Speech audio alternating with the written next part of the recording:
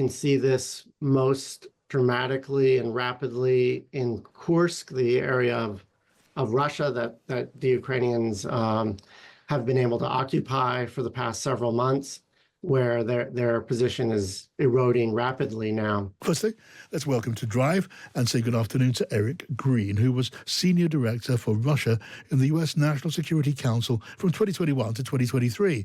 Welcome to you, Eric. Thank you, John. Good to be here. Thank you for joining us. Let me ask you first of all about a story that broke just before we came on air. So another 25% tariff on aluminium and steel from Canada. And in the future, tariffs may be to shut down, according to Donald Trump, the Canadian auto industry if they don't remove agriculture tariffs on American products. And he says the only thing to do then, if you're Canada, is become the 51st state of the Union. It's astonishing stuff, Eric. Tell me what you make of it. Well, it is astonishing that since even before he was inaugurated, President Trump has started to reprise kind of this 19th century view of the United States as an expansionist in territorial terms power. So he's talked about Greenland and even the Panama Canal and actually Canada.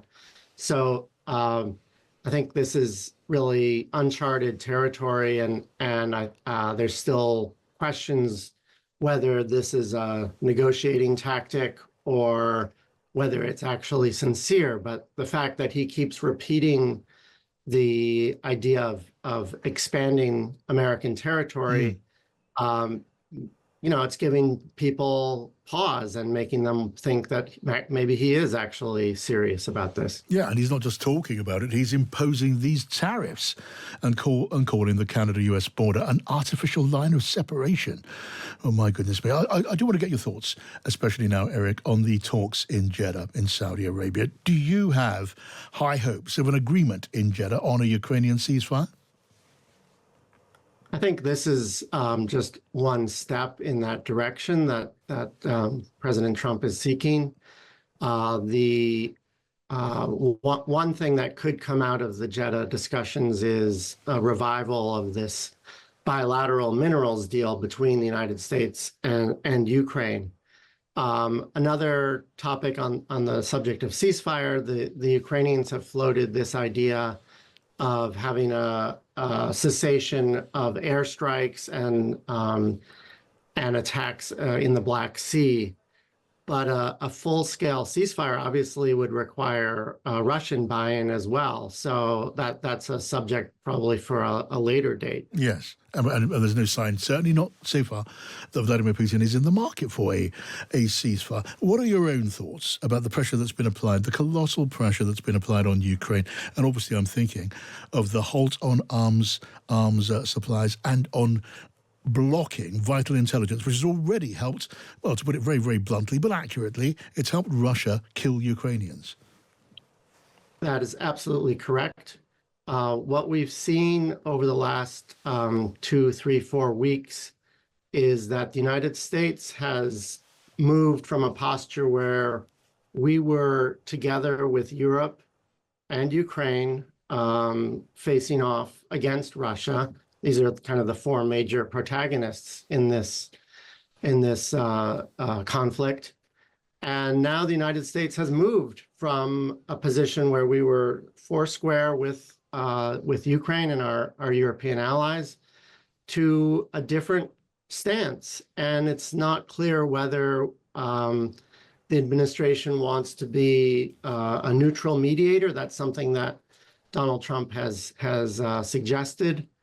Or the worst fear is that the United States is actually starting to take the Russian position, and as you say, putting pressure on the Ukrainian side to agree to terms that are more in line with Russia's demands. And the disruption, the pause that they call it, of military support and the intelligence support, as you point out, definitely tilts the field in Russia's favor. Yeah. You can see this most dramatically and rapidly in Kursk, the area of Russia that the Ukrainians have been able to occupy for the past several months, where their position is eroding rapidly now. So that's the general context. I think that the administration has said they want peace, they want a ceasefire, but the actual details of that are still being determined, I would imagine. Yeah, and well, look, I mean, it's difficult to imagine a long-term position of Ukraine feeling secure unless it's part of certainly a European defense agreement.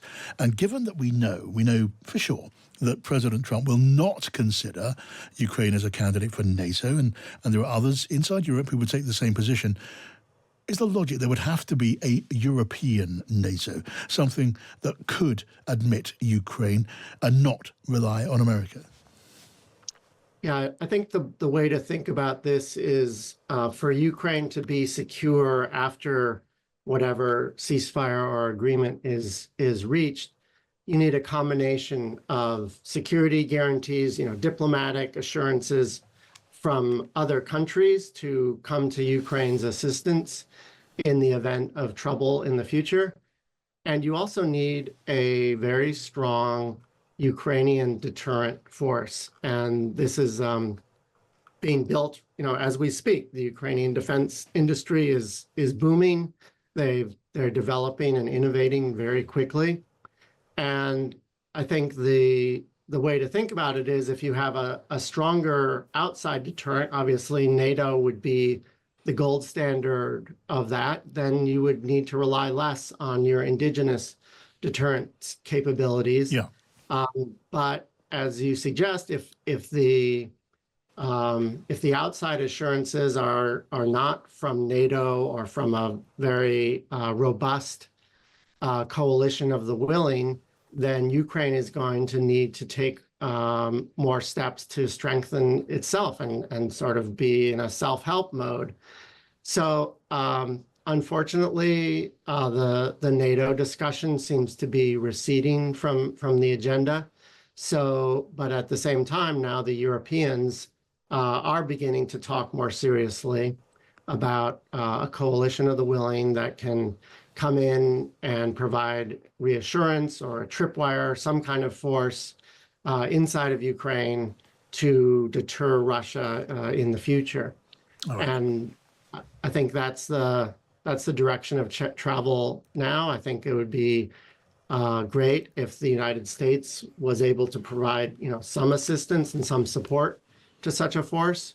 But I'm not confident that the Trump administration is in position to do that. No, they show no willingness at all to do that. But Eric Greene, Senior Director for Russia in the U.S. National Security Council between 2021 and 2023, thank you for joining us.